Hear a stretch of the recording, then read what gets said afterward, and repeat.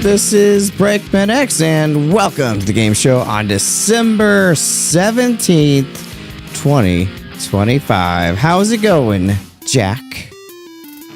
Going great. You know what I discovered this week? I started playing Clair Obscure Expedition 33. So I have been just getting deeply involved in that, and I'm like 4 hours in and I'm hooked. So well, there are like a few people that say it's awesome. It's amazing. Like, including an entire award show. Hype is real. Awesome. And Jess, how are you doing today? That's super exciting to hear that you're getting into it. I was literally just telling Break before we started that I have decided, screw it with my wrist and my thumb issues. I'm getting back into the game. I have to finish it after all the hype at the Game Awards. So I am also diving back in. Nice. And I'm super excited about it. I think that's going to be me too here pretty quick as well. So awesome. Jack, what system are you playing it on? Just curious. I am actually splitting time since I still have Game Pass. I haven't given it up just yet. I'm splitting time between PC and Xbox, depending on what my son is playing. So just fun side story. My son has discovered Metal Gear, and I could not be more thrilled. Like, which one is he playing?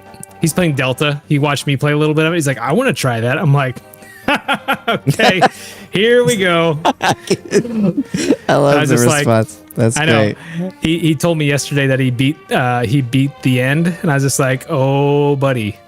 And so he just got to the sorrow, and he's been killing people, so he's having a really tough time with the sorrow. Mm-hmm. Yeah, need to sneak around a little more. And Logan, how are you doing this fine evening? Doing great. Yeah, I've been spending all day working on preparing for a shoot that we're doing tomorrow for a new short that I'm directing, which has been exciting. Awesome. I've just been seeing a lot of family and friends for the holidays and everything, so I'm doing well. That is wonderful. Yes. So, the game show is a celebration of video games and our collective interests mixed with a healthy dose of humor since 2002.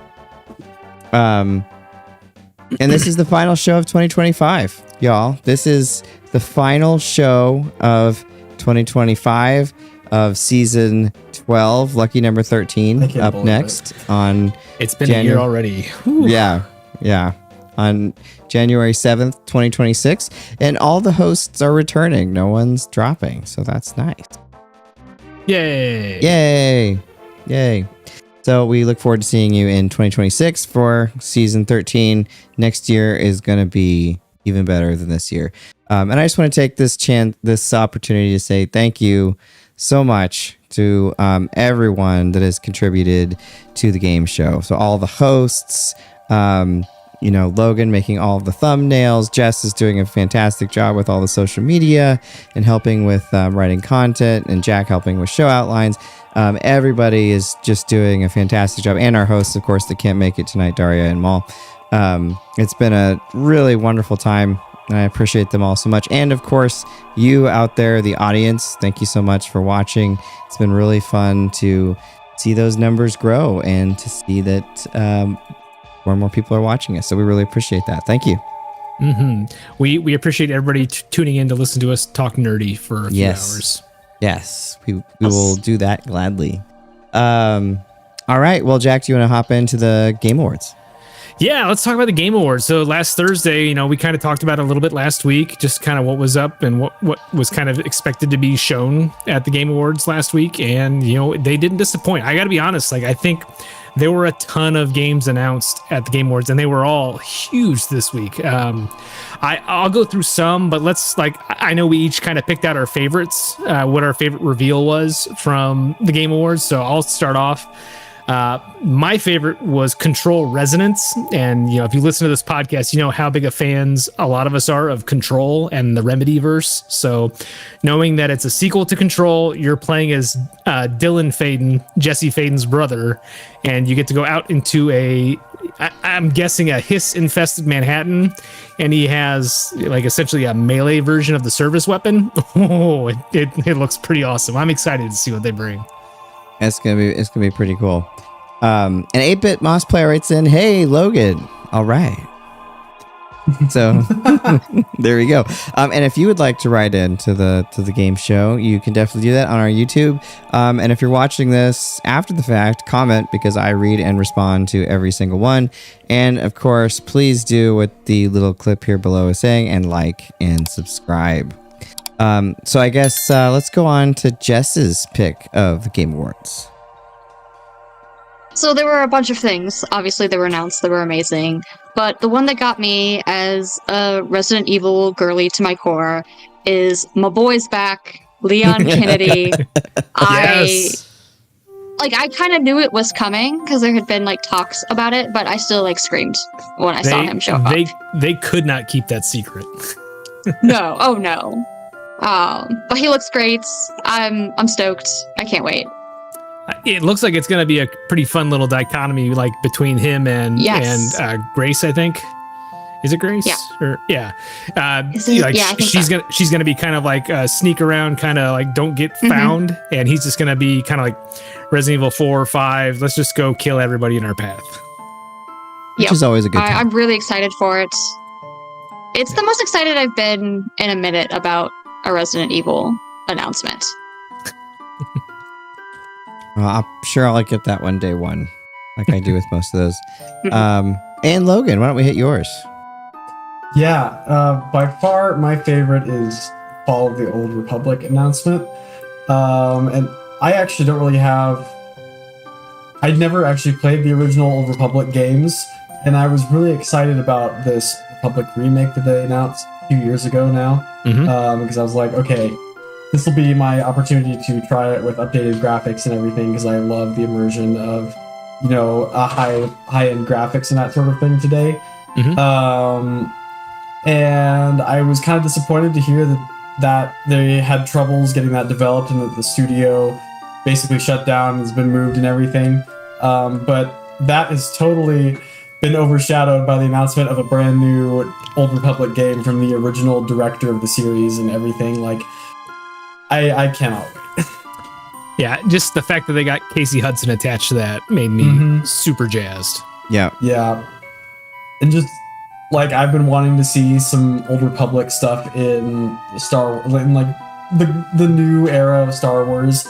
And I feel like this is like a nice testing ground for that sort of thing. Like, if the game takes off, you might see some of this stuff in the show at some point or something like that. Like, I've got a not sinking feeling, but I've got a feeling that we're going to see a lot of Old Republic type stuff over the next 5-10 years. Yeah. Which is exciting. Now that's super awesome. I was also looking forward to the Knights of the Old Republic remake. I even started playing the original when they canceled it because I was so upset. It still holds up pretty well. I mean, it's a turn-based RPG. Yeah, no, it does. And I think actually the original Xbox version is the best one. I played a few different ones. The PC one, if you're not going to play that one, I think is still really, really good. And there's some mods for it to make it a little bit more modern and quality of life and all that. But such good writing, and the flow of it is so nice, and just a great world to explore. Yeah, I really have been wanting to go back and play the community mod for KOTOR 2 that kind of quote unquote fixes the ending, because heard about that. I've heard it's pretty incredible. Just again, incredible writing, incredible story. Yes. You got to jump through a few hoops to play it. It was so incredible they were like planning on packaging it with the ports that they did. Yeah. Before that got legally messy. Yeah. Well. Yeah. A break. What was your favorite you saw? Well, so I really like two of the ones you said, Control Resonance. And in fact, the second they showed Control Resonance, I got a text on my phone from Darria, and it said "Holy shit" with a link to the trailer. Like literally the second it came out. So obviously that's high on my list, and FOTOR as well. But you know which one I gotta pick. I mean, the intro to the show, BreakmanX, Mega Man Dual Override. I am super stoked for. And as I understand it, I looked into it a little bit more. Of course, this is the 40th anniversary of Mega Man. Mega Man 11 was actually the highest selling Mega Man game of all time. So there's some data showing that the increase in desire for Mega Man is happening. And there was also a vote on Capcom's website, and it came up pretty high up there in terms of what series people want to return. But basically, what it was, from what I understand, was said to shareholders that this is part of the 40th anniversary, meaning that there is more to come. We don't know what is more to come. Obviously, I would like X9, and that seems like the thing that makes the most sense because that's what I want. But I would love to see what else they've got cooked up there, and hopefully it's not just compilations or something like that. I would love to see Mega Man X9. That'd be really fabulous. But just Mega Man Dual Override, which is Mega Man 12, looks great. It looks like a progression from Mega Man 11, and any Mega Man game, I'm there. I hope it does away with that weird trigger system with the speed and the extra power shots. I was not a fan of that. Although you could just not do it too. So, but anyway, that's mine. You know they're going to give you Mega Man Battle Network X, right? No. Just take that one on its own X series. No. The most disappointing Mega Man game of all time was that GameCube one. It was the network transmission. Yeah. That one was so bad. Pretty bad. So bad. I was so excited for it too. So I was like, oh, new Mega Man game. Looks great. Plays like total dog. Yeah. Yep. So other than that, there were a ton of announcements. Some of the other highlights that I just want to kind of touch on. Gang of Dragon was announced from Studio Nagoshi. That is the leader of the Yakuza series, the founder of the Yakuza series. So he directed pretty much all of them up through the first Like a Dragon on Xbox Series X and S and PS5. So very excited to see. It looks just like another Yakuza game. Just it actually has I can't remember the actor's name, but one of the actors from Train to Busan. Pretty excited to see what they do with that. The new Divinity game was announced. They didn't say what kind of Divinity game. Is it Divine Divinity? Is it just a Divinity Original Sin? But it is a new game in the Divinity universe, so I'm excited about that. That's from the Larian Studios, the folks that did Baldur's Gate 3, and of course the other Divinity games. And then not one, but two new Tomb Raider games. A remake or reimagining of the original Tomb Raider, and then in 2027 we're gonna get a brand new Tomb Raider game. So a lot of stuff that was announced. There was even more, but like those are kind of the highlights. The other thing, I didn't mention it up at the top, but Clair Obscure Expedition 33 won 9 awards at the show, including like best overall game, best story, best performance, best art design. I mean, like it nearly swept everything it was up most for. noms ever too. Yeah, it's, and like I said, I'm 4 hours into it, and I'm not gonna say it's like the most perfect game ever, but it's really good. It makes a really strong first impression, and I'm very excited to keep playing it. And it's indie. It's technically indie. Yep. It's even though everybody came from like a studio somewhere before, like Ubisoft's got to be kicking themselves right now, right? Still awesome though. Want to give a shout out. We've got Mad Belmont saying hello to us all. What's up, Mad Belmont? He was in the podcast I recorded with Johnny Graphics a few weeks ago on Rondo of Blood. So check that out on Johnny Graphics channel when he gets done editing it. Nice. Let's what see. Other announcements news do we got? Yeah, so other news this week, they announced that there's Hollow Knight Silk Song DLC in development, and it's going to be free. So I think it's, I can't remember the name of it off the top of my head. I did a very bad job making notes today, but it's supposed to be out later this year, and it looks like it's going to be pretty cool. There's also a new demo for the Final Fantasy VII Remake Intergrade on Switch 2 and Xbox Series X and S. So if you haven't played that yet, go check it out, especially if you got a Switch 2 and you want to get that series. So it's available there.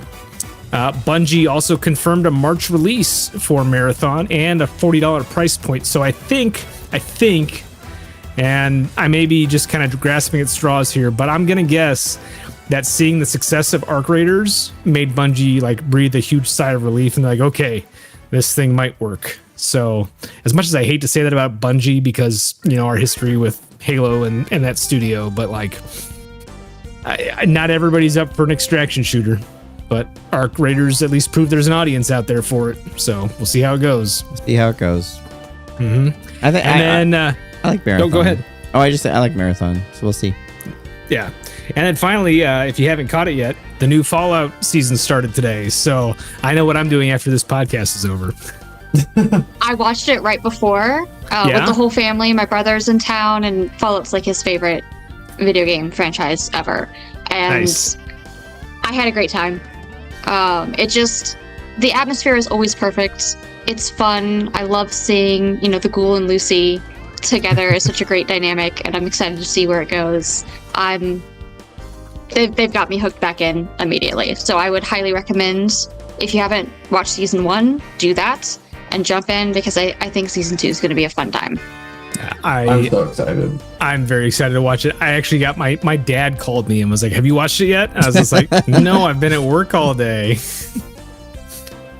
There you go. So yeah. But don't watch it right now. Wait till after the show, y'all. Yeah, and it's just the first episode. Yes. Like the whole series hasn't dropped. Yep. It's just the first episode. Old school. That stuff drives me nuts. I want to binge. But I kind of like the one episode a week release strategy. It keeps the anticipation going. Although I will say, I I love kind of it. like what Stranger Things did. Like here's a good story chunk. You'll get another chunk in a few weeks, and then we'll just drop the finale on you. I'll amend my statement. I like the anticipation, and I think it actually improves things. I just don't have time anymore. Like That's sometimes fair. I'll have like a chunk of time, and I just want to attack it and watch what I can. Yeah. If I had more of an ability to go along with the anticipation, then I would probably like that better. Yeah, I get it. Fair enough. Qualifiers. All right, should we dive into the main topic of the show? Let's do it. That's why we're here, right? Yes. All right. Tonight, we're going to talk about our favorite holiday levels and our favorite holiday memories with video games. So it's going to be a lot of fun tonight.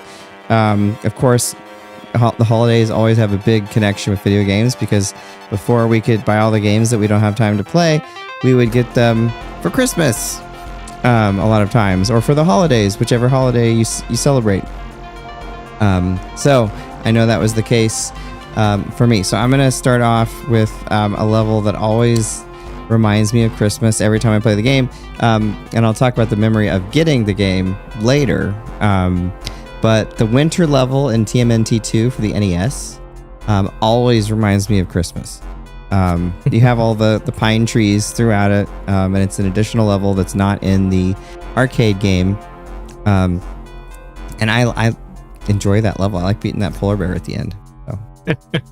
I always felt like that level was just, I don't know if it was just because it was an extra level that wasn't in the arcade, but it always made me feel like it was just there to just kind of sap your energy before you got on to like the rest of the game. Like it's like, here we go. We threw one in, have fun. Oh, by the way, it's a snow level. I liked the variety in the snow, and it's a beat 'em up, so it's all kind of repetitive anyway. Yeah. And I like the boss, the polar bear dude. Yeah. Polar bear it's a fun boss. And you could if you could get the jump kick right, you could just like bow, bow, bow, Yeah. bow, and then he'd be gone. Yep. So, all right, what's your first pick, Jack? So mine is, I wouldn't say it's a level, but Christmas Nights into Dreams on the Saturn was a fun little, they basically took a level from Nights into Dreams and just turned it into its own little like demo that was Christmas themed. And like, it's really dumb, but like, that's like number one, when I think about Christmas games, that's the first thing that pops into my head, because I back when I was younger, I didn't have a Saturn, but because they were like giving those away at Target and I think everywhere else that sold Saturns, I had like 5 discs of Christmas Nights into Dreams, and I was always like, someday I will get to play this thing. And I finally did like 5 years ago. Nice. Yeah, it's cool. I love that little special that they had for that. And Jess, what's your first pick? So I also don't have a whole lot of like levels, because I just don't play a lot of games that really fit into that kind of structure. But one thing that I play a lot of games that are more kind of like farming sims or like cozy games. So I've got a lot of games that have festivals in them. And one of my favorites is Stardew Valley's Feast of the Winter Star. Because it just feels so cozy, and everybody from the town is all gathered together, and you've got like a Secret Santa kind of thing going on of like one of the villagers gives you a gift, and sometimes it's really awesome and rare, and sometimes it's really lame, and you never know what you're going to get. And I don't know, I feel like they really nailed the kind of like community aspect of so many of the festivals in that game, and Feast of the Winter Star is one of my favorites. That's awesome. Awesome. Very cool. And Logan? Yeah. So my first holiday level that I really enjoy is Merry Mountain from the Mario Kart 8 Deluxe Booster Course Pass. Yeah. I love it so much I use it as the thumbnail.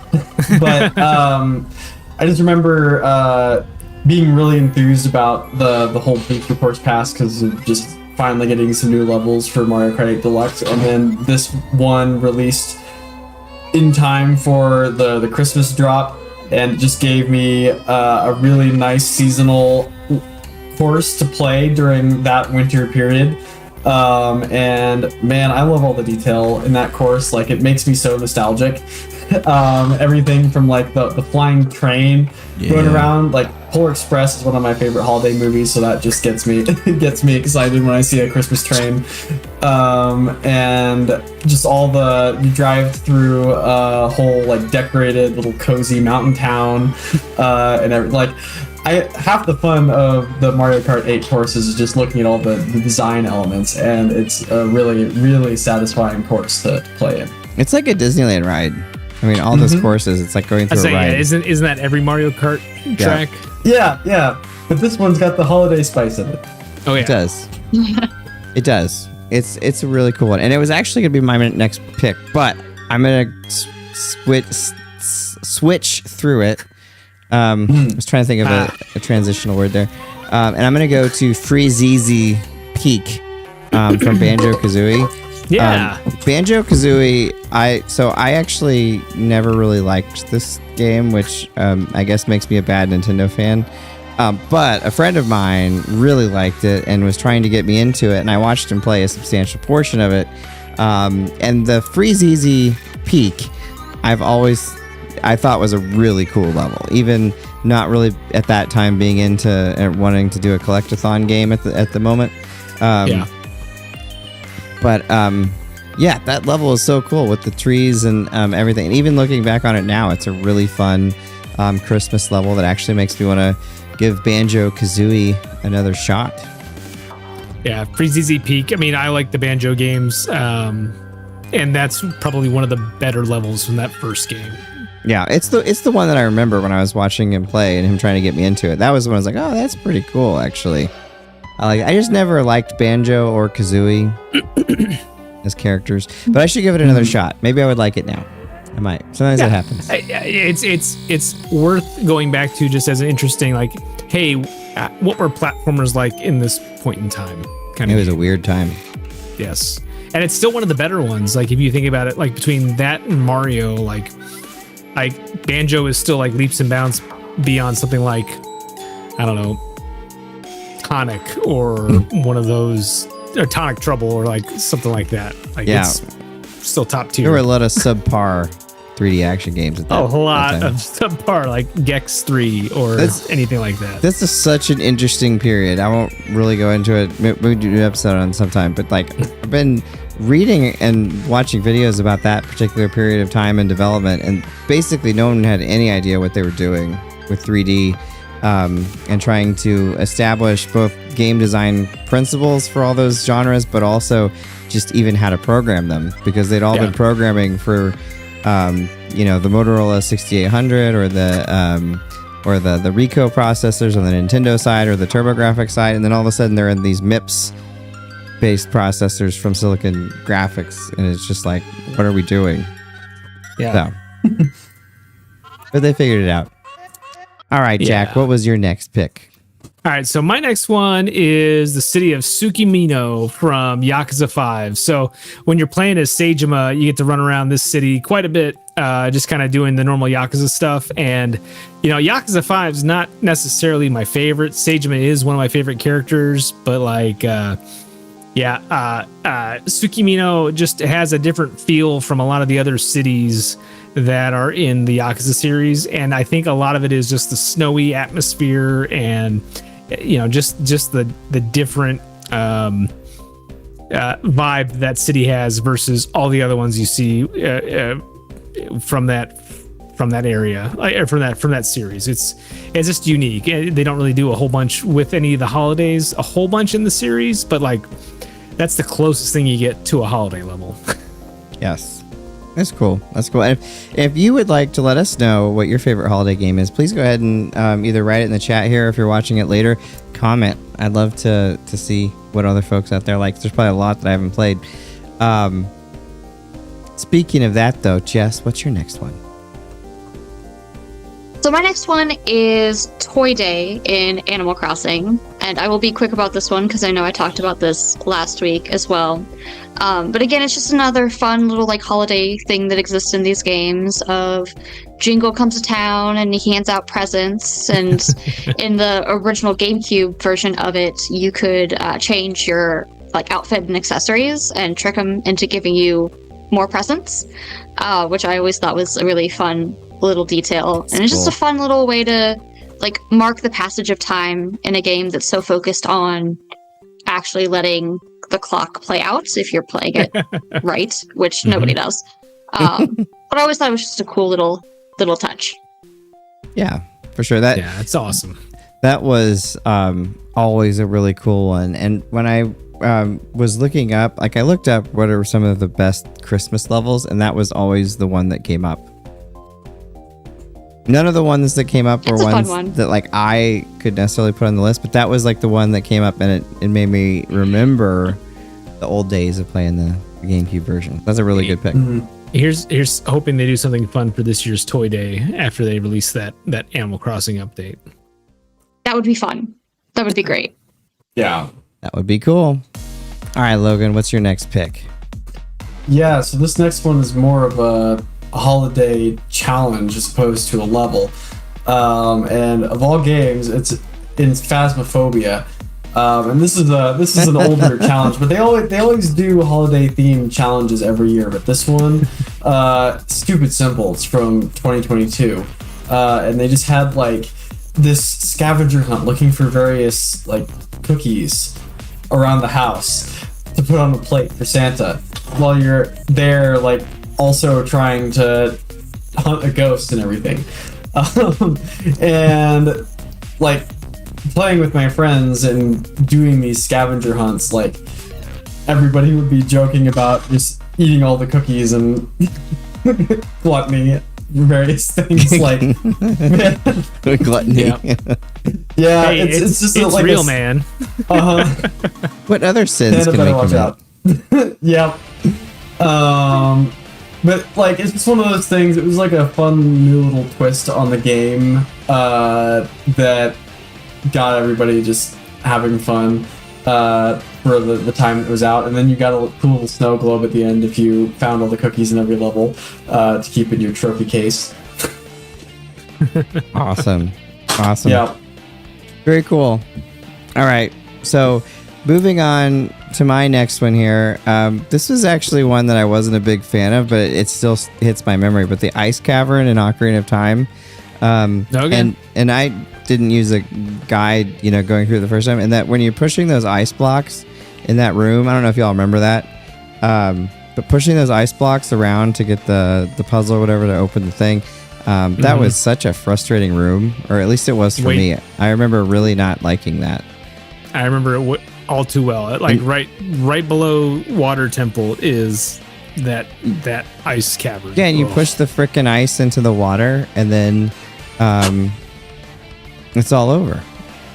I guess it reset, but still. Yeah, but it's still like the camera doesn't help much, and it's just really frustrating. Yeah, all 13 frames a second of that game is so frustrating during that period of time. But it does remind me of Christmas, though, because that was the game, that I was playing that part of it right around Christmas time, too. But the ice levels in Zelda are always kind of frustrating. I remember in Link to the Past, the ice one was Yeah. always my least favorite of the dungeons. Yeah, I mean, yeah, slipping around and like just kind of like doing the little ice skating thing is always tricky. It's like, yeah, it's never fun when you like bump into things or when you don't have friction and you just like you try to hit something with your sword and it bounces you back like 5-10 feet. Yes. I can't do it, but that Link yell I hate. Yeah. It's so frustrating. All right, Jack, what's your next one? So my next one is an oldie but a goodie, Alone in the Dark 2, One-Eyed Jack's Revenge. So the game takes place, so I don't know if you've ever played any of the Alone in the Dark games when they originally come, but they're like kind of the pre-Resident Evil, back from like the 1990s, the mid-90s. Anyway, Alone in the Dark 2, you're Edward Carnby, you're tracking down some gangsters instead of like some supernatural stuff this time, but it turns out, hey, guess what? Gangsters are supernatural too. But it all takes place on Christmas Day or Christmas Eve. And so like there's some fun little things you can do. Like it's still kind of in like the South, but you are like you can find Santa outfits to wear in the game, and it's just kind of really silly more than anything else. But that game always kind of reminds me of Christmas just because just the visual of a completely pixelated polygonal Edward Carnby walking down a hallway and then blasting a zombie in the face with a shotgun is never not funny to me. Yeah, nothing says Santa like blasting a zombie. Exactly. For sure. All right, Jess, what's your next one? My final one for this is The Sims. Specifically The Sims 4, just because it's the one I play the most nowadays, but there's versions of it in every Sims game, where you've got the winter holiday, and Santa / Father Winter shows up depending on which game you're playing, and, you know, you fight Santa for more gifts. And you do it often enough, and then Santa gets a little uneasy coming back around, and it's a really fun way to just cause chaos in The Sims, which if you're not causing chaos, you're not playing it right. Yeah, that's Right? like the whole point. The whole point. Logan, what's your next pick? Yeah. So my last pick, also not really a level. It's more of a visual update. So playing Minecraft a lot, they have this Easter egg where during like the Christmas, New Year's season of the year, the game automatically updates to make all of the chests in your base look like Christmas presents. And this was always a lot of fun on the Minecraft servers that I would host with my friends, especially during the COVID season. We had a really active Minecraft server back then, and like everybody's base just updated. So all of their chest rooms looked like they were filled with presents, and we would like, I think we actually did a little like Minecraft Christmas party and gave each other like chest presents. It just kind of added a little sprinkle of holiday magic to the game, which I think is a lot of fun. That's awesome. Awesome. Very good pick. All right. Well, that's it for me. Jack, it looks like you have one more. I have one more, and it's this one is actually a level. If anybody's played Bully on the 360 or PS3 or PC, Oh man, it's been a while. Yeah, it's such a great game. I need to go back and play it again. It's been a while, but I think it's like chapter 3 or 4 is Christmas is Here, and so like it's the break between semesters, and so you kind of have a chance to kind of get out. Like your mom sends you a present, you have to go kind of like go around the campus and do certain things with. You just have different tasks to do, but it's kind of cool because it's snowing. There's just a lot going on, some unique things going on in the level or in the world, which only happen in that one chapter, and so it's kind of a cool little break from the rest of the game, and it's kind of what adds to the charm of Bully. Cool. Yeah, I remember that game got so much flack before it ever came out because people misinterpreted what the game was going to be about. Yeah, but no, it's a fantastic game. Like I said, I need to go back and play it again, but it just, It's been forever. Yeah. It's not going to take you as much time as like a GTA, but it's still a substantial game.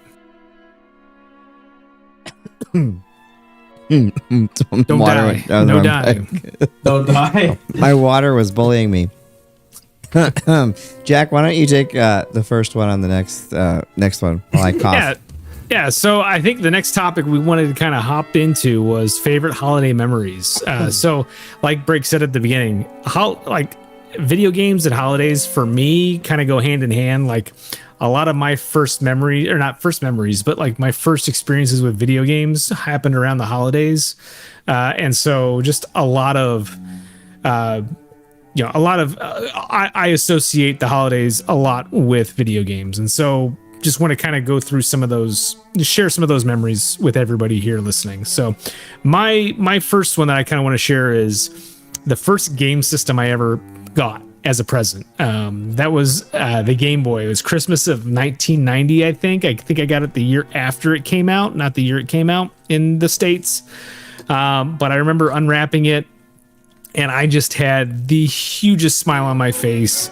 I had no clue what Tetris was. I had only seen them at the at like when we went to, I don't know, Kmart, or we went to Target or Walmart, and they had the little display kiosks there, and they all had baseball. They only had baseball running on them. I don't know why. But actually seeing Tetris and getting to play it and realizing how long the battery lasted and just how much fun Tetris was just blew my mind. And I will always remember like Christmas morning opening that present and just seeing how cool it was. It just fit in the palm of my hand even as a kid. And like it was that was the first one, and it certainly wasn't the last. And so I'll always remember that one because it was just a cool experience. Like my dad started stealing it and taking it to work sometimes around the holidays the following year, and I was like, "Where's my Game Boy?" That's awesome. And my mom was like, cool "Your dad may have taken it to work with him." I'm like, "Okay." Yeah. When I got my Game Boy, which was several years after it came out, but I remember it was the year Mario Land, the Golden Coins came out. So Mario Land 2. And what I remember is my dad had bought the wrong batteries for it. So like I opened it up and like I was looking at the batteries and then looking at like where they went, and I'm like, that doesn't work. And it was like super icy and snowy out. But I remember my dad like went out to the store and got batteries and came back so I could play the dang thing. So I'll always remember that for the Game Boy. All right, now that I'm not coughing, I'll go to my memory. This is going to be fun. I love, like Jack was saying, the holidays for me will always be associated with video games because that's what I always wanted for Christmas. That's what I want for Christmas this year. That's what I always want for Christmas is video games. But way back in the year 2000, so quarter of a century ago, I loved Chrono Trigger. Obviously, we've talked about that on the show several times. But Chrono Cross had, gotten just great reviews, like perfect scores in different places. And it was BreakmanX, who's now my wife, our first Christmas together. And she asked me what I wanted. I kind of alluded, but I felt bad like asking for a video game because, they're kind of expensive. But she got it for me, and like she does every Christmas, she couldn't wait to give it to me on Christmas. She always gives me my Christmas present early because she's like, she'll look at me and she's like, hey, do you want your present? And I'm like, well, shouldn't I wait till Christmas? And she's like, yeah. And then like an hour later, she'll like bring it in and be like, I just opened it. so yeah, I gotta get in on that racket. Yeah. So it's literally every year. I'm sure it'll happen this year too, which is great. It's awesome. It's fun. So this particular one, I was super stoked for Chrono Cross, and this happened. We're at our house, watching a movie or something. She's like, hey, do you want your Christmas present? And I was like, well, yeah. so she brings it in, and I open it. It was Chrono Cross, and like I will always associate Chrono Cross with that memory. And I know Chrono Cross is a controversial game because it didn't exactly replicate what Chrono Trigger was. But I really love Chrono Cross. I love the music. I like the gameplay. The battle system is one of my favorite, actually, in an RPG.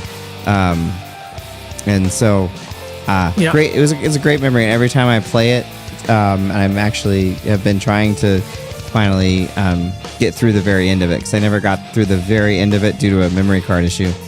Oh no. Yeah. It's so interesting just how much like video games you receive as presents. Just you get associated with either the person that gave them to you or specifically around the holidays, and it's something that kind of stuck with me. Like I always remember my parents giving me that Game Boy, or like I'm sure you've got the same thing with Chrono Cross and your wife. Like this, it's just one of those things that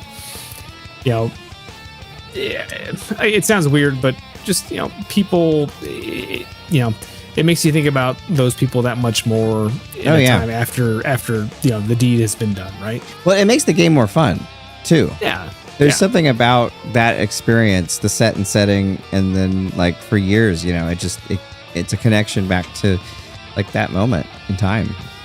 An 8-bit Moss player writes in, Gremlins Ness always remind me of Christmas because I feel it should have had Christmas elements in it because of the movie. Wasn't it Gremlins 2? It was Gremlins 2. Yeah, because I don't think there was a Gremlins 1 for the NES. Oh. Yeah, I don't think there was, but Gremlins 2, and that should have had some holiday elements because it also takes place like right around Christmas and New Year's too. So, yeah. Awesome. And Jess, what is your first Christmas gaming memory or holiday gaming memory? So the big one that pops up for me isn't actually like one specific one. It was something that happened like multiple years, which is that my brother and I would each get the Pokemon games would come out, and like he would get black and I would get white, and I would get diamond and he would get pearl, and I'd get soul silver and he'd get heart gold, and then we'd just spend like the rest of winter break playing together and trading Pokemon, and him being like, well, this is the exclusive thing for my version, and so if I get this and I trade it with you, then we both get to have it. And it was just such a like bonding thing because my brother and I get along really well, but we're very different people, and video games are kind of one of the only like major overlaps in interests for us. And so like anytime I think about like the holidays, that's one of the things that like pops in my mind is just like playing video games. And it wasn't always Pokemon, different years it was different games, but the Pokemon one was one where we could really like connect because we were playing the same thing. And it just is one of my favorite things to like think back on is all that time spent with him. That's awesome. I love how the games can bring you together too. Besides like the gifting, it's also there's nothing like playing that new game on Christmas. There's just magical. And Logan, what's your first memory? Yeah, my first memory is building my gaming PC over winter break. That's awesome. Yeah, That's rad. I was a sophomore in college at the time and was needing. Oh, there goes my UPS. Yeah. Speaking of gaming PC, So the UPS is about as old as the story is. So if I cut out, it's been having problems lately. I think I need to replace the battery. So if I cut out, that's what happens. this could not have had better timing. This is great. Yeah. But anyway, I was needing. I'm sorry. Keep going. I'll try not to laugh as much. Go ahead. You're fine. You're fine.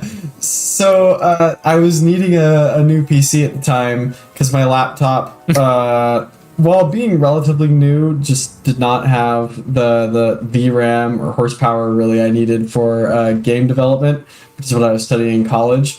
And I knew I wanted like more storage, more just regular RAM, a better CPU, like everything. So I spent the previous several months just like researching my PC on PC Part Picker and everything. And then like over winter break, spent the money and just built the PC. Like I had never built a PC before, so I like took my time with it and really like learned how to put one together. And yeah, it was just a really fun time getting to actually like use this computer that I had spent time researching and putting together myself. And that has continued to serve me well to this day. Obviously, I need to maintenance it a little bit, but as it explodes. Yeah. No, those batteries, they go bad, for sure. That used to happen to me a lot in my apartment in LA. For whatever reason, the power would fluctuate fairly often. And so, when I was doing the show with Padinga there, every once in a while, that same beep would go off. Luckily, the internet and stuff wouldn't go out because of the UPS. And then that one lasted like 10 years, that UPS. Wow. Yeah, and then eventually the battery was just gone. So I actually replaced it. This actually might have lasted longer than 10 years. I replaced it this last year. Yeah, this UPS is still. Dude, I just need to replace the battery cell in it, but otherwise, I like the UPS. Like it's 1500 watts. Yep. That's good size. Yeah, like I've got like an 1000-watt power supply for my computer. So I've got the computer and like a couple other things hooked up to it. That's rad. That's fun. Nice. Yeah, that's really cool. All right, so my next favorite gaming memory that I'm gonna talk about is getting the Super Nintendo, and this was a really big deal because it wasn't a given thing at that point that like with video games you would get to continue on the path, because like getting the original Nintendo was a huge deal. And you didn't know if your parents were going to upgrade you. I mean, it was a big question. Yeah, I never got a Nintendo. I bought one on my own in college. yeah, like you didn't. It wasn't like now you can buy things for yourself and you can kind of choose based on economics and all that. But but like I didn't know if I was getting one. I wanted one so bad because Nintendo was like my world. Like I loved Nintendo. I didn't have any other consoles. I had played like a little bit, but SNES, I saw the Paul Rudd advertisement. And I'd played Super Mario World very briefly at a Software Etc. And I was like just super excited reading all the magazines. And so a present showed up under the tree one day, and it kind of looked like the box of what a Super Nintendo might be. And so throughout that month or month and a half that it was down there, I would like try to take little pieces of the wrapping from different parts that no one would notice, because I was going to try to see like what the present was, because I was like, oh god, is this a Super Nintendo? Like and I never could quite do it enough to figure out exactly what it was, because I didn't, there wasn't the internet. You couldn't just go and see what the box was and know where to like look. So I didn't really know if I was going to get it or not. But I actually have this moment caught on tape. So check it out. A Super Nintendo! It is? Are you sure? I don't think it says that. Are you sure? Look! It's a Super Nintendo! Dang, this thing's heavy. Oh, yes! Don't drop it. Don't drop it. Where's Mark? How do we put it, hook it into the TV? 2,000 years later. He's playing Nintendo. My mom's like, where's Matthew? It's like, he's playing Nintendo. like that's all I did, which is true. That's all I did. But no, I love that that's captured, because I had no idea if I was going to actually get it. It was a huge surprise. And man, I went up and I played, I got, Mario World came with it, and then I got F-Zero, and then my brother got, I think like John Madden or something. But I played Mario World, like, I just zoomed through. I was so excited. I just kept playing it. And then playing F-Zero was like mind-blowing. Like, I couldn't believe that I had a system that was capable of doing the graphics that F-Zero was doing. Like, it was like completely crazy to me that I was able to play a game like that in my house. When I was a kid, I'd get so excited when I'd play that, like, I would sweat because I'd be so excited playing it. And like, so the back of my head was like really sweaty. But oh man, it was a fun day. It was a fun Christmas. And awesome. Jack, I think yours is along a similar line. Yeah, no, the Super Nintendo is right in that wheelhouse. I think for both of us, that was other than the Game Boy, that was really the first like actual console I actually got for Christmas. And so I think it was the same year. Like, I had actually so like the week before Christmas, I was so hyped and I was so excited for the Super Nintendo. Like I went to the little like traveling thing that they did with the Super Nintendo where they like took it to malls and they had some of the launch games that were there. Like I played Super Castlevania 4 before it actually came out. I played the WWF game that was for it and a few other things. And I was like, man, this thing looks awesome compared to the Nintendo, and even the Genesis looks way better. And so I was super hyped. I kept telling my mom and dad for months ahead of Christmas, like, this is what I want. This is like, I really want a Super Nintendo. And so a few weeks before Christmas, or like the week before Christmas, I started, really getting, I was 10 years old at that time. So like I was the age where I started like poking around and stuff like that. And I was peeking around and I found in my parents' closet, like way up high, there was a Super Nintendo box, and I was like, I struck gold. And so it took every fiber of my being to like close that closet, never go into my parents' room for like the next 5 days, just so they didn't even suspect that I had even seen anything. And like I had to put on like I saw the box in under the tree Christmas morning, and I had to be like, I put on the best performance I thought I could make, not to give anything away and act super surprised. And to this day, I'm pretty sure my parents know that I since found it beforehand. What a surprise! But between getting it and like, honestly, I think I stayed on. I didn't stay on the TV most of the day playing it because my dad wanted to watch football, which fair. But I did wake up, I think at like 3 or 4 the following morning to get up and play Super Mario World until I was told to get off for breakfast. So like very, very similar memories for me and the Super Nintendo. Like there's just something about that console and the time, like what age I was when I got it. That is just, it always will. That's my like core Christmas memory is getting the Super Nintendo for Christmas. I think me too. And like we had this like really old TV in the basement. Like it was RF, no composite on that thing. It had to have like a special thing just to watch TV on cable because it was so old. But that's what I was playing the Super Nintendo on that day. And I can like vividly remember opening that box. I can remember like the styrofoam that the controllers were in, and like, oh, there are 2 controllers because I wasn't sure if it was like the NES. So there's 2 controllers. Okay, sweet. And I can just remember like that whole unboxing and being super careful with everything. And that Super Nintendo that is so dark you can't see it, but it's great. It's like it's right where my head is. But that's the one Voltar, repaired for me, and I like still play it. Like it's still going strong. That's awesome. Yeah. If you do have an SNES, make sure you replace those capacitors, by the way. Voltar's recommendation, because they are at that age where they're starting to leak, and what it leaks will destroy your Super Nintendo. Mine had just started to leak when Voltar did his thing to it, so luckily now it'll be good for another 30 years. So. Nice. All right, Jess, what's your next one? My next one is also a console, but a little bit later on, which is the original Xbox. It was the first console my family ever owned. And I think we got it a couple years after it was released. I think it was maybe like 2003-ish.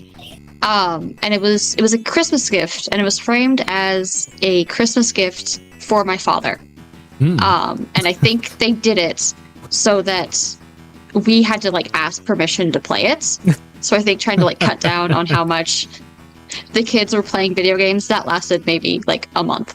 But we set that up in the basement. I spent so much time of my childhood in the basement playing that thing. I remember the game that we got with it originally was Blinks, the Time Sweeper. Nice. But nice.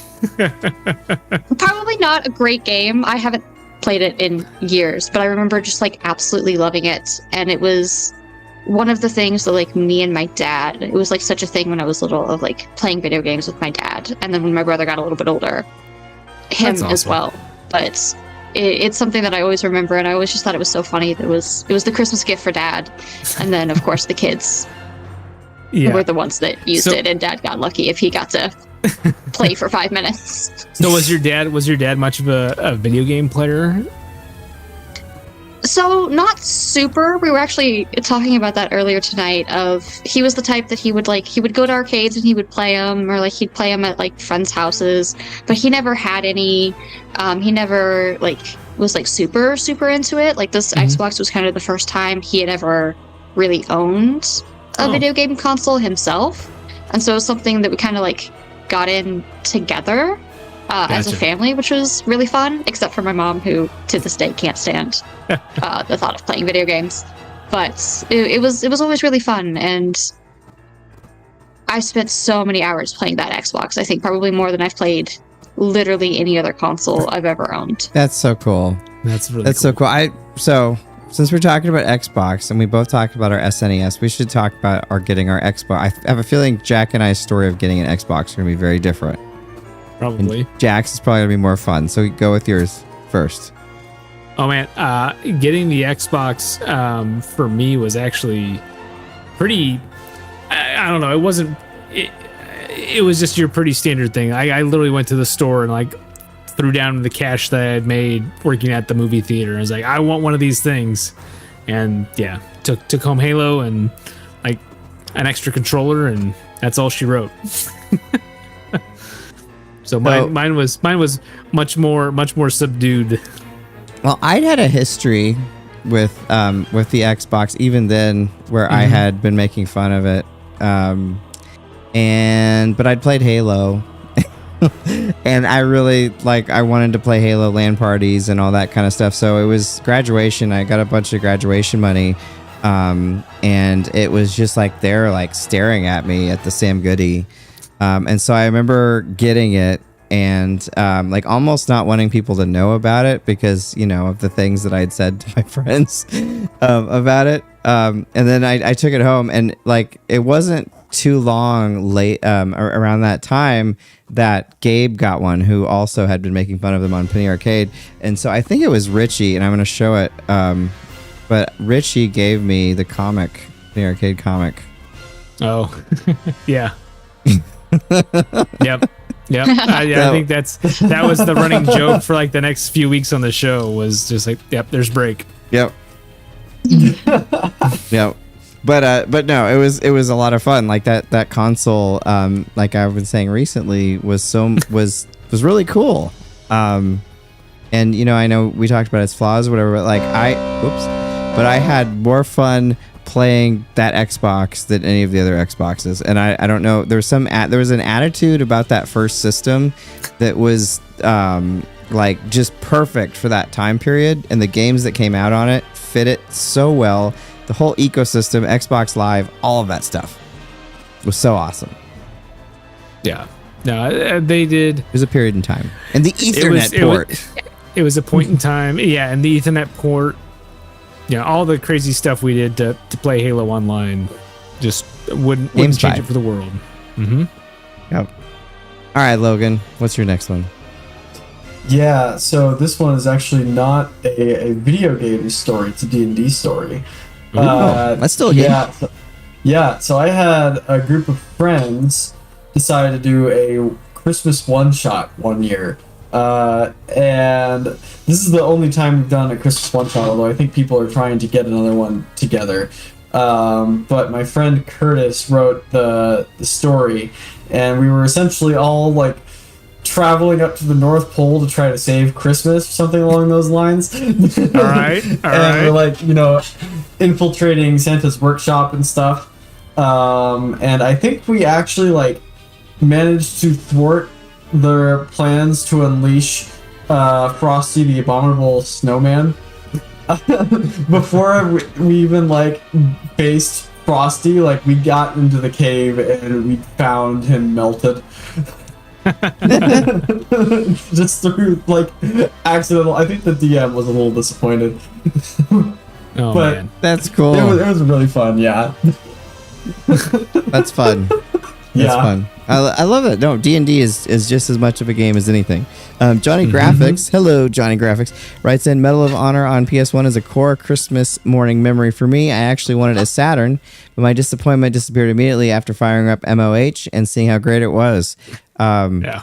Probably got the better end of the stick on that one. Although I love the Yeah. Saturn. I play my Saturn all the time, but I didn't get one until they were, like $5.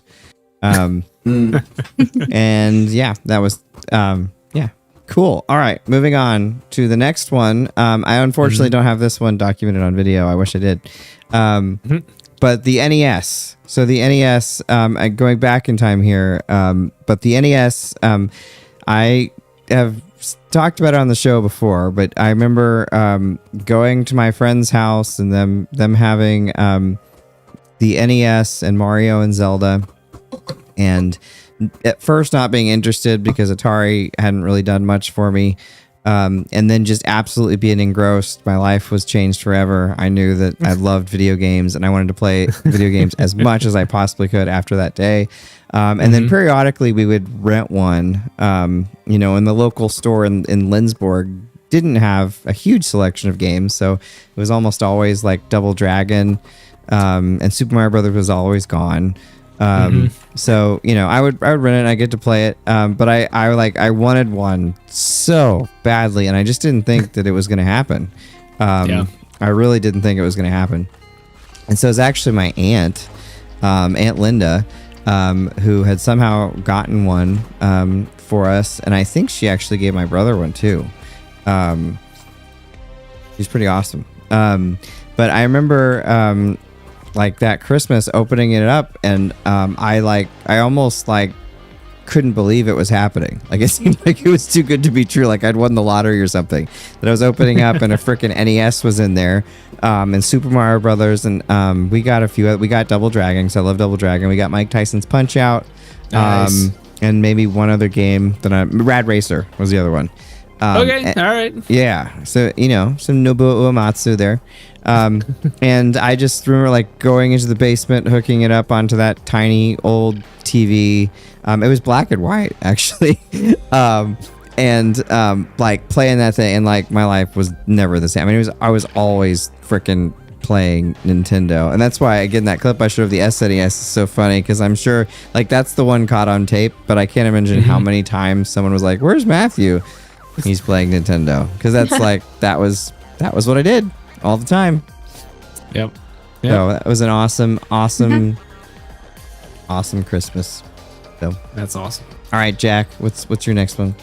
Yeah, so mine's not necessarily a Christmas memory, but it is holiday timed. So when I was in high school, my dad got transferred right in the middle of a semester. So my family had decided we were going to move from St. Louis to Wichita, obviously, because my dad got transferred.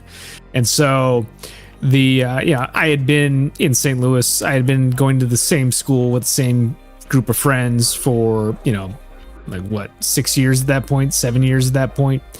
And it was the middle of my junior year of high school, and I was devastated. And so my friends they knew how much I loved video. That's part of why we were all friends, was we played a bunch of video games together. But they knew I only had an N64 because all we played was GoldenEye or Mario Kart or NFL Quarterback Club 98, stuff like that. And so my birthday is in January, and so shortly after Christmas, but before New Year's, it was kind of like my farewell party for all my friends. So kind of saying goodbye before we moved to Wichita. And all my friends got together and they pooled all their money and they bought me a PlayStation with NFL Blitz. And I thought that was the coolest thing ever, that my friends did that for me, because they were like, "You're gonna have to do something in Wichita, because what else? It's not St. Louis." I'm like, "Yeah, you're right. I'm gonna play a lot of video games, aren't I?" And so Darn. I will, to this, I know, right? But to this day, all my friends that got together to do that, we had a good time. I still keep in touch with a lot of them, and it was really cool just to see how much they cared, number one, but also how much they wanted me to be happy as I was moving on and not going to be seeing them. That much is, longer. as 8-Bit Must Play said, that's awesome. That is Yeah. really, really cool. Yeah. Great Yeah. friends. Yeah. That's really, really cool. PlayStation, that was an interesting time period with the PlayStation. That was another one. My parents had basically told me that I was never getting another video game console. And I believe them. Like, they seemed pretty serious about it. So, I was playing my SNES and enjoying that, and it was awesome. And I, again, didn't think I was going to be getting a PlayStation ever. And my dad got it, and I about like fainted when I opened. I thought it was a joke because like they had been very serious about that there were going to be no more video game consoles. And so like when I opened it, I was like, what am I going to open this and there's gonna be like boots inside or something, or like shoes or a belt or like, and no, it was a freaking PlayStation. And I remember, I don't know if you're like the old PlayStation boxes were like cardboard with like black printed on them. It was kind of weird, but it was Ballerina Toshinden, I think. Yeah, was the game, which was fun at the time. And I think that might have been the only game I had for a while, but it was awesome. Like I was like blown away. I could not believe that I had a PlayStation. Like holy crap. Yeah, it was pretty awesome. Yeah. Because you heard the hype of it, right? I mean, everyone was talking about the PlayStation during that time. Like that was the hyped system. Yep. That everyone was talking about. Yeah, and like I had rented them before, but like I had an N64, but like going from that, and then all of a sudden I was like, oh man, I can actually spend time and play Final Fantasy VII now. Huh? Let's give that a shot. And you know how that turned out. It was a good shot. Yeah. It's an okay game. Just try it. It's all right. All right, Jess, what's your next one? So moving on, I think it was the next year actually from when we got the Xbox, and my parents had kind of realized that I was like super into the video game thing. I got the Nintendo DS. Cool. And it was the first time I had ever like really spent an entire day and just like completely lost the day to a video game. I'd had a Game Boy Advance beforehand, but I think it was like secondhand. I think it had been my cousin's, and like I'd had like a handful of games, but this was the first handheld game that felt like current and up to date. And I remember the game was the Super Mario 64 DS version. And I remember like I unwrapped it that morning, and after we finished all the presents, I grabbed it and I went over to the corner and I started playing, and like the next thing I knew, my parents were coming over and like physically like closing it and being like, okay, dinner time. And I'm like, well, it was 8 a.m. 5 minutes ago. What do you mean? Dinner time. That's awesome. And it was the first and definitely not the last time that I just like completely lost an entire day because I was just so hyper focused on a game. So what was your favorite way to control that? Did you use the little thimble thing? Yes. Me too. Jack, do you remember playing that in class in Budig? Oh yeah. Yeah, I remember playing that quite a bit. Yeah, I liked using the stylus a lot more. The stylus was my favorite way to do it. There was something about the nub that just didn't work quite right, but also I think I spent more time doing those stupid mini games that were included on that package than Mario 64 itself. That was fun though. I just remember it was That's me, fair, yeah. you, I think Weezer Jedi and Richie maybe, and we were all playing Mario 64 instead of listening to the lecture. Which don't do that, kids. Not good. No. But yeah. Hey, we all graduated. Yeah, no, but the DS was a pretty awesome system. Like that, that had some really awesome games. What was some other early game? I mean, XYXX, that Field of Magic. Yeah, Rub Rabbits. Yeah. Rub Rabbits was really good. Mario 64, Castlevania, the Donosaro was. Oh yeah. I think it was a launch game or very close to it. That wasn't a Christmas game for me. I that was when I bought myself. I remember, and I wasn't actually gonna, because I played it at E3, and I was planning to wait for a while to get it, but then it came out, and like literally you and everyone I knew got one, and so I wanted to play with you guys. So I got. Yeah, was Medios? That was one. Yeah, Medios. That was a good system. There were some good games for that thing. Yeah, it was good. It was good. All right, Logan, what's your next one? Yeah, my next one is the Pokemon Scarlet and Violet Midnight release. So, this was actually, this was the first game that I got for my Switch, which was my first video game console. And I was so excited to play a Pokemon game on a console for the first time. Like, I'd played, bootleg Pokemon games on my my computer before, but like never really had a console or anything. And it was like, I'm ready to try Pokemon on a console. So I went and pre-ordered the game and went to the midnight release of it, and there was something so special about that, with like everybody else there excited about Pokemon at like 11:50 p.m. at night at a GameStop, just waiting in line to pick up our copies of the game that we'd pre-ordered. And yeah, that's still one of my favorite little gaming moments, being there, picking up the game, and then like going back and booting it up for the first time. And sure, it had some performance problems, but I had a great time. That's awesome. Those midnight launches were so fun. Yeah, I kind of miss those. I do. I miss the midnight launches. Although we got to do it with the Switch too. That's true. Yep, got to share that memory with my son. That was a lot of fun.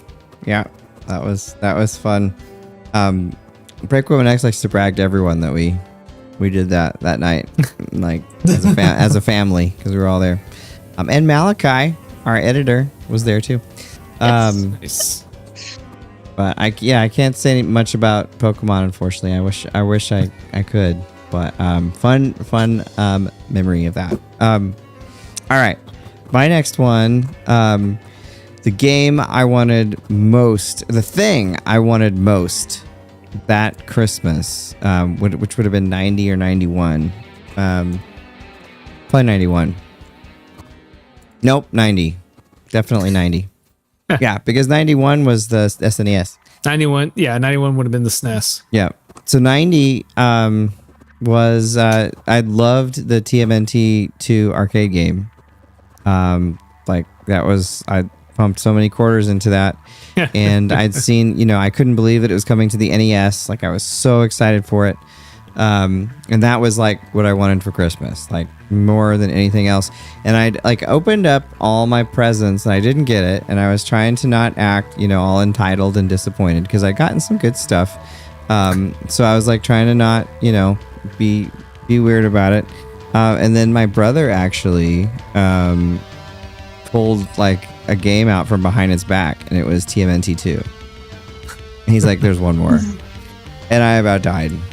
And I opened it and flew downstairs and played TMNT 2. And I know a lot of people don't like it because it's different from the arcade game. But I actually prefer the NES game, and it might be because of that Christmas moment, because that was a really big that was a big Christmas moment. And it came with the personal pan pizza coupon. You could go to Pizza Hut and you get a pizza. I still have the coupon. I saw a video on YouTube recently. Someone actually turned that in like this year, and they still accepted it, even though it expired in like 1991. That's awesome. But yeah, you can get your own little personal pan pizza. But no, that game was so much fun. I freaking loved that game, and I played it so much couch co-op with neighbors and friends. That was a game like it would just be fun to go through it and beat it with friends. Oh yeah. So yeah, that was a good one. All right, Jack, what's your next one? Yeah. So I don't know about anybody else, but our family has a tradition, or at least we had a tradition when we were growing up, and even when we were in college.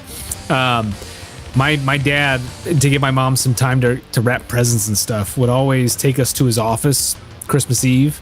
And so he'd like work a half day and we go in with him. I would usually play Game Boy or do something with his computer that probably shouldn't have been done on a work computer. Like we would just spend the day with him, go get lunch, and then we go see a movie. And so like it was always usually a kid's movie. But by the time I was in college, my youngest brother, or my younger brother, who was the youngest in our family, was in high school, and so it was a little bit of a different vibe. And I can't remember what we went to go see, but when we were at the movie theater, I saw Time Crisis 2 for the first time, and it was the gigantic, like the big screen version, not like the standard like 27-inch monitor version. It was like the big like 55-inch screen version. And so, and of course it's Time Crisis 2, so there's two right next to each other. And so me and my brother pumped quarters into that thing for like, we got to the movie theater, I think, I want to say like 15 minutes, 20 minutes before it started. And me and my brother sat on that thing for, I think we just missed like the first 10 minutes of the movie we went to go see, because we had sat there and just kept playing. And after the movie was over, the two of us went right back out, pumped more quarters in. And my dad and my sister just sat around for, I think, a half an hour while we played Time Crisis 2. And I was just like, this is the best light gun game ever. And yeah, it was just one of those fun things that I always associate with the holidays, just because of when I found it for the first time and just having that special memory with my brother doing that. Awesome. That's cool. And what a great game, too. Yeah. Yeah, it was great. That was always Richie's favorite. So cool. All right, Jess, what's your next one? So my last one here is the Nintendo Wii. Because that was probably the only console we ever got that we managed to get the entire family in on, even my poor mother. And I remember specifically the Wii Sports. And opening that up Christmas Day and booting it up and having the balance board thing and trying to figure out how that worked. And we were all like losing our balance and falling off of it and laughing and being like, we're going to be so healthy because we're doing sports on a video game. And of course that lasted a month maybe before that game went away and we hardly ever touched it again. But I just remember that one specifically of like everybody taking a turn and people joking about, throwing the Wii controller through the TV and all of that fun, just like family moment. Because it was one of the few Christmases that I can remember when we were like younger where people didn't kind of like go their own directions after unwrapping presents to like play with them individually, and we all kind of like stuck together as a family. So that was That's really cool. That was awesome. a Wii. I mean, that was the Wii. Like the Wii was so good at that, about bringing everyone together. Yep. So that's awesome. That's awesome. Yeah, the Wii will always remind me of Maul's hamburgers because he grilled them that day, but not quite Christmas. All right, Logan, what's your next one?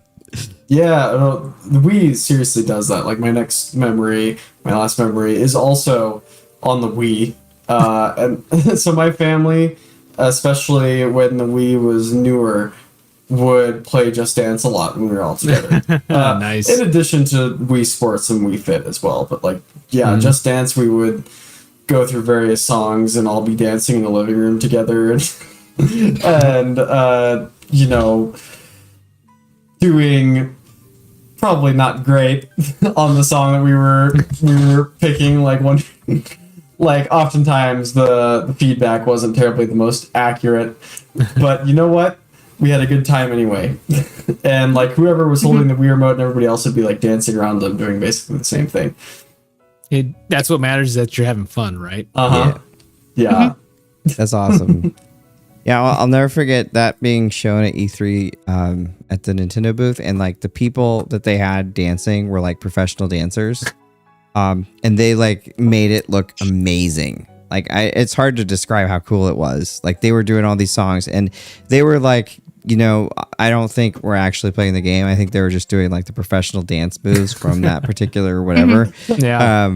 But it looked so cool. And then when I played it, it wasn't as cool. Yeah.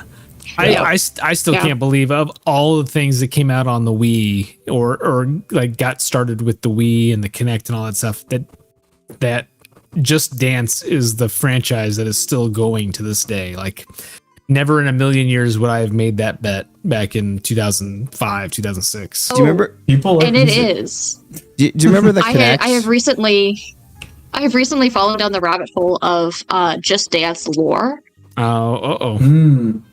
there's And it's lore? insane because there's lore because apparently like the characters like have interacted and like these two were in a relationship, but now they're doing this different song and they're What? separate. Like there's a whole like world Whoa. of it, Man. and I don't understand most of it. I'm like, this is insane. Man, Do you remember I had no clue. how the Kinect you could like accidentally broadcast yourself dancing? Yes. Yeah. I definitely did that. And then I have some of those videos recorded from the Xbox man. Just Dance. We're BreakmanX, we're looking through some like old photos, and there was like a few really like dark ones, and we're like, what is that? We opened it up, and they were Just Dance videos, us doing Just Dance in like 2013. There were like several That's of amazing. them. So yeah, they're pretty fun to watch. That gives me a really good segue to so not directly related, but like, so I was a big, like, Just Dance was kind of the one that went mainstream, but I was always a big Dance Central fan because that was on the Kinect. And like, I thought like the way they were actually tracking movement was way better than what Just Dance was doing. And I will always remember I apologize.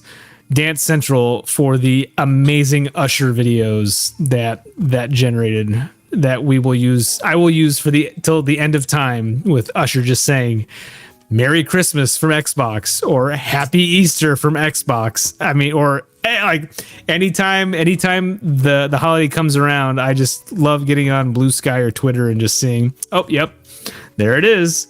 There's the clip. Fantastic. Do you remember the Xbox press conference where he danced?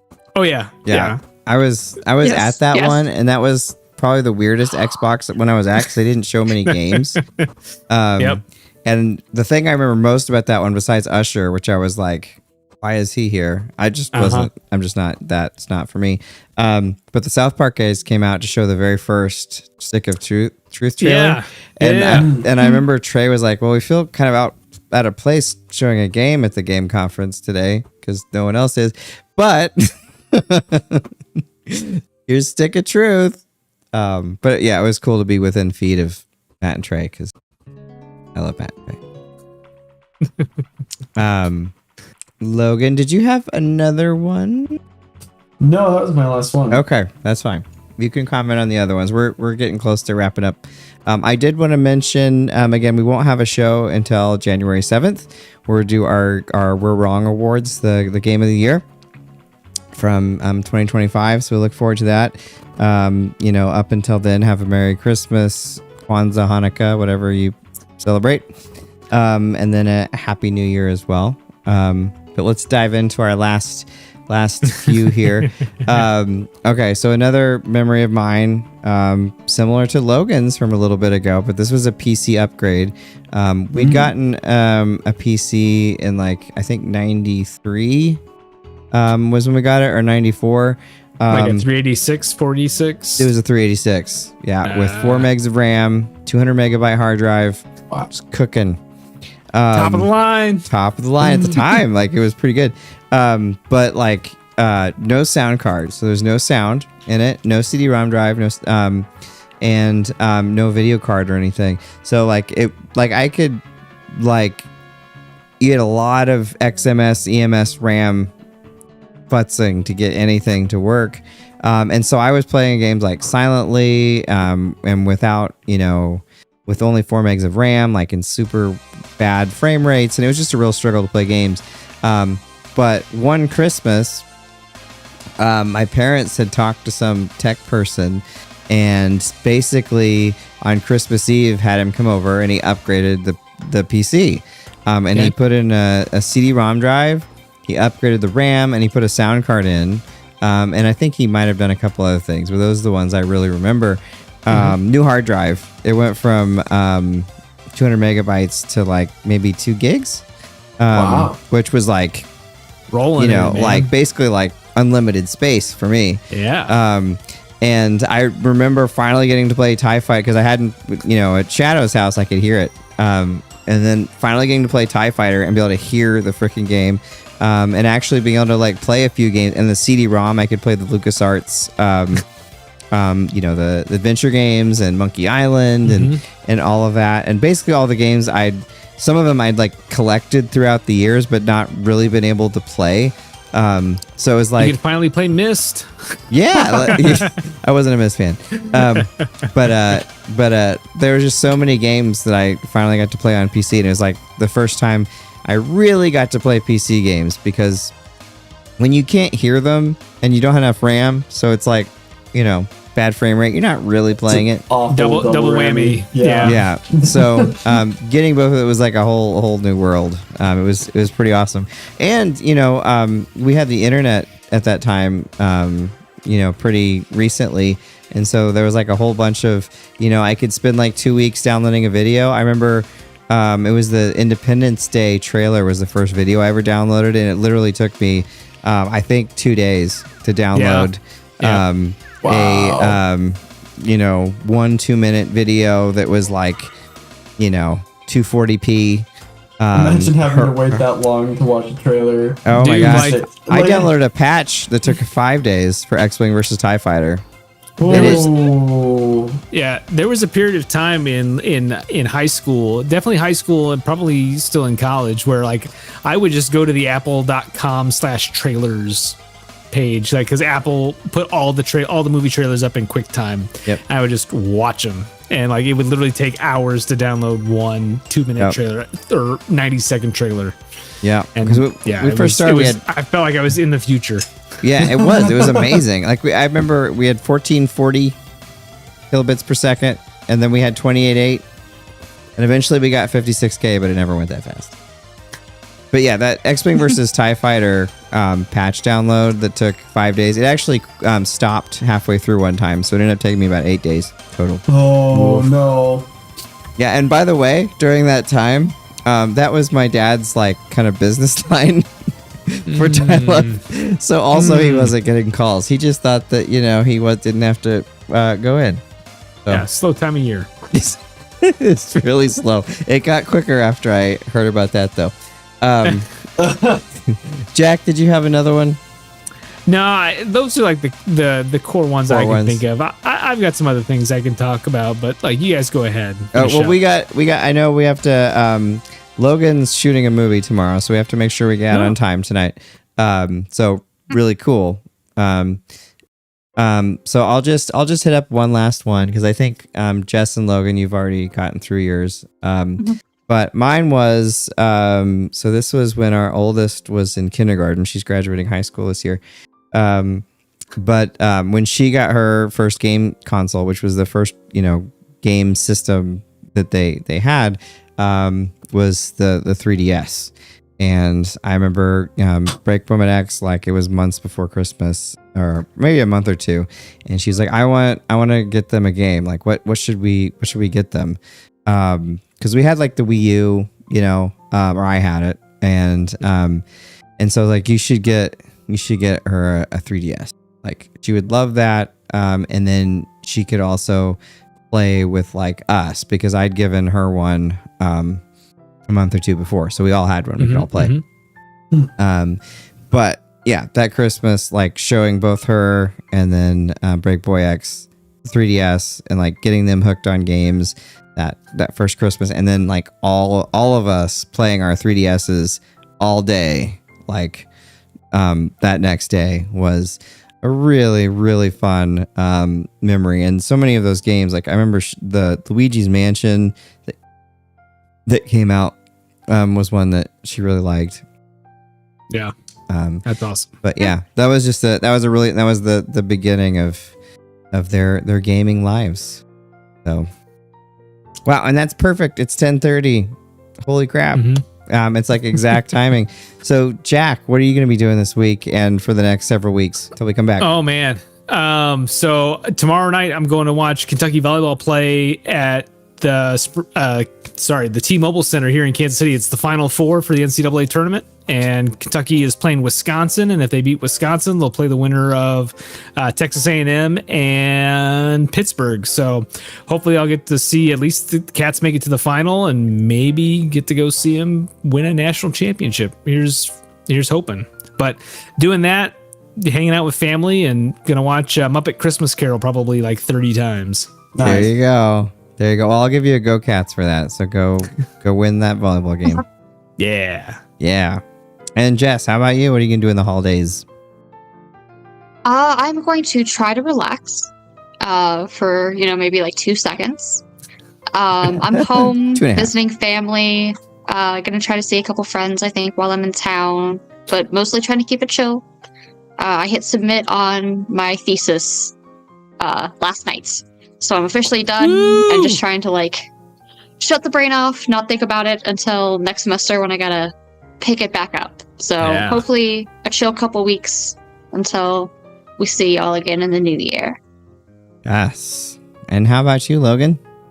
Yeah, so as previously mentioned, I will be shooting a movie over the next few days, another little short film. And thankfully the weather isn't too bad. It's gonna be pretty windy tomorrow, but after that it's gonna be fairly warm for this time of year, which is nice. And then after that, I'm just gonna be chill for a few weeks. I went and saw my family in Kansas City for Christmas last weekend, so I'm just gonna be home on Christmas Day, and then I might go see grandparents on the other side of the family on New Year's, which should be fun. Nice. Awesome. Well, very cool. Thanks. I hope to start working on some stuff for the channel for 2026 during break, and then we're hopefully going to all get together, all of us on the show, as well as Malachi and some of the other folks that can help out as well. So that will be a lot of fun. But we will not see you again until January 7th. So we haven't gone anywhere. We're just, hanging out with our families. And you should do the same.